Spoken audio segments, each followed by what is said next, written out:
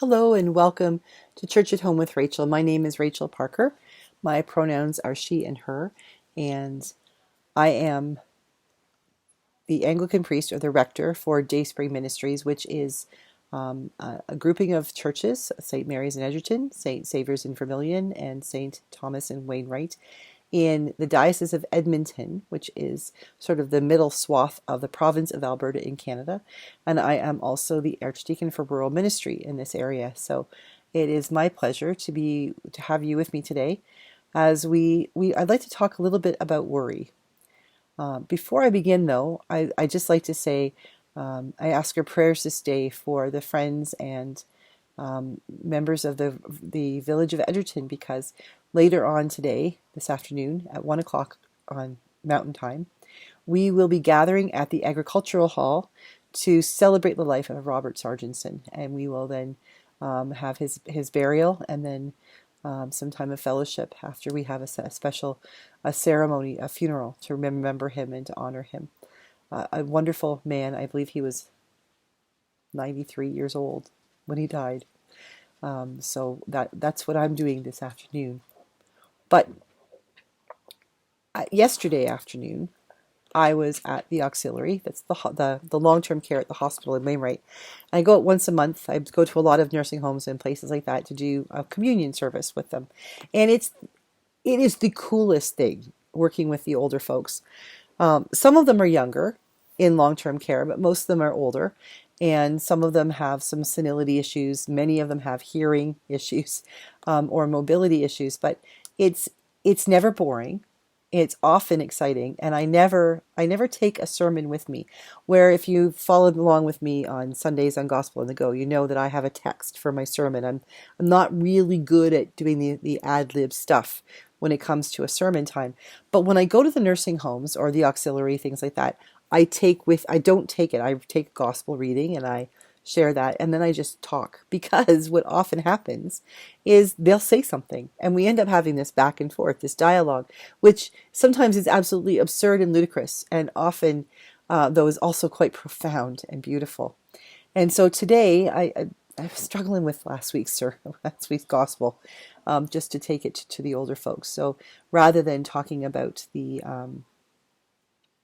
Pharisee and the tax collector to a bunch of people who aren't able to get outside of the building that they live in, I thought, you know what, I'm going to talk about the passage about worry from Matthew, about calling us not to worry, that if God clothes the lilies of the field with such splendor, and the grasses that wither and die, then how much more so does God take care of us?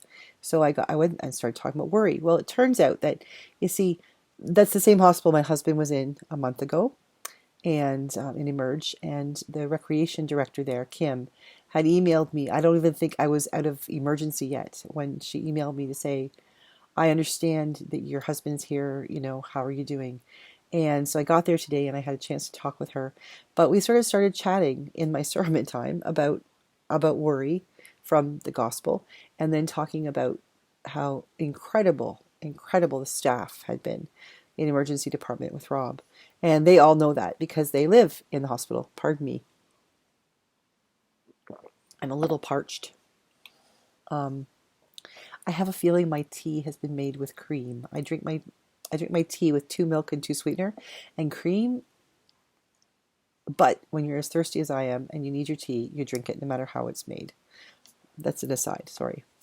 Anyway, so I started talking to folks about worry, and then we got talking a bit about Rob, and I said, the folks at the hospital, the people in the hospital, the emails, the phone calls, the texts, the very presence of the doctors and the nurses and the paramedics, it was like I was in a box, completely surrounded by a box. And the box was like, I'm not claustrophobic, but I imagine anybody could be if they were exposed for a long period of time to a very tight closed space. But it felt like when we were in the hospital, in the emergency room, and they were doing everything they could to help Rob, it felt like I was in a box. I'm almost 6 feet tall, so an almost 6-foot box that was, maybe gave me 3 inches around my whole body, and it was very, very tight. And the box was worry, and it was pushing in on me, and I felt like I couldn't breathe, and I was overwhelmed. And then one of the nurses came in and asked me, would you like a blanket? And she brought me a warm blanket.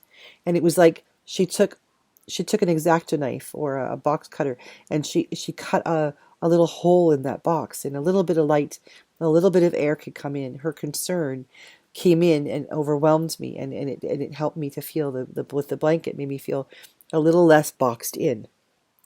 And then somebody else came in and asked if I would like a glass of water. And then someone else came in and was, going to do some test or something, and realized that Rob was actually sleeping. And so they snuck back out and said, I'll be back in a little while. And little things like that. And every time that happened, every time somebody did that, it would be like another little hole in the box gets cut over here, and a circle gets cut over here. And eventually that box of worry began to be more open, until really we got to the hospital in Edmonton at the at Misericordia, and there the doctors and the nurses and the staff and the custodians, everybody, it was like they each took a part of that box and they cut it away, so that it didn't make me less fearful. It didn't take away my questions and my what if. But what it did was it gave me more space in which to share those what ifs, my questions, my fears, my worries. And because I was no longer in that box, because I was no longer suffocating with all of those what ifs here, some of those what ifs were heard. And Jessica, the charge nurse, was able to say, that's not a what if. You don't have to worry about that now. At this point, this is what we're doing to make sure that doesn't happen. Somebody else, I was worried about, how is this going to happen and what's going to happen here? And I said something to Rob, and somebody else overheard that, and they came in and said, well, we can do this for you. That's okay. This can happen. Because the worry box, this box that was of worry that was suffocating me, had been cut open and pulled apart and peeled back and basically removed from me by no action of my own. I began to feel the Holy Spirit. I began to feel air, the ability to breathe. I began to recognize that when I let go of, because I realized what I had been doing was holding on to that box. When I realized that people were taking it away from me and I let go of it, the worries themselves did not disappear. They were transformed. My worries became concerns. Worry, the way I think of worry is almost like having a tapeworm inside you. It just eats you up. And then the more you think about it, the more it feeds. And it gets bigger and bigger and bigger, and you can't do anything about it, and it just gets worse and worse and worse. Worry does nothing. It does not help. It does not change anything for the better. As a matter of fact, I think it makes, like that tapeworm, I think it makes it worse. But when we can release our worries, or when we can open our hands and say, here are my worries, that other people can walk with us, those worries can become concerns. When I say I am worried about something, I'm thinking here, okay, I'm worried about this funeral this afternoon. And is everything going to be okay? Are we going to honor Robert well enough? I'm in my head. That tapeworm is growing and growing. But if I change that to say I'm concerned that the liturgy will go well, that it will be honoring of Robert, then all of a sudden I'm aware that there's Sarah from the funeral home who is right there to help me if I have a question. That the bulletins, they're all made up. They're ready to go. They're ready. Everything's prepared. I can deal with concerns. Worry consumes me. Concern opens up the possibility for me to be able to say, yes, I can handle that aspect of this problem.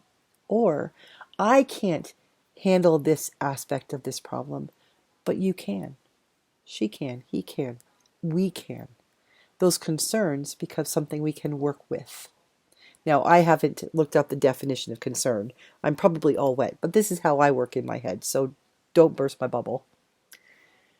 When I was able to recognize that the box of worry that I had bound myself in had been stripped away from me, I was able to recognize that I had nothing to worry about.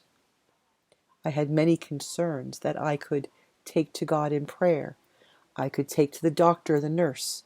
I could take to the folks at Valor Place who so graciously hosted me and gave me a place, a safe and comfortable place to rest my weary head, to have a shower, to do some laundry, to make myself a meal. When we allow ourselves to free up from the worry and recognize those things as concerns, we break out of a box and enter into a world filled with possibilities. The possibility of someone helping us, the possibility that there are answers, even the possibility that when they say there are no answers, we will find that there are people who will stand beside us, hold us up, wrap their arms around us and say, that sucks. And the why can't be answered. That sucks. But it's not something to worry about anymore. It's a concern that maybe can't be answered, but it's there and it's not consuming. It's not the tapeworm that's growing inside me. It's a fact placed out there in the world that maybe an answer could come, but if it doesn't, I don't have to carry it alone. I don't know if that analogy of worry as a box helps you, but yesterday afternoon, when I was with the folks at the auxiliary, seeing them nod their heads like they understood helped me to pull apart more of that box. And I think it helped them too, because we stopped talking about worries and began talking about concerns. And then they asked me to pray with them for their concerns, something they couldn't have done when they were holding on to the worry. So I pray this day that whatever worries that you have, that you will be able to find a way to break through the box of worries, or to allow someone else to cut a hole in it for you, so that you have, even if it's just a little bit of a glimmer of what's outside that box, it can give you hope, and it can let in fresh air and fresh possibilities, and the reminder that you're not doing this alone. Lay your worries down. Jump out of your worry box. Enter the world of concern and hope and joy and peace and frustration and anger and all those things that happen, but all things that are healthy to express, not like that tapeworm of worry. God bless you. Thank you for joining me today, and I will see you again tomorrow for Church at Home with Rachael.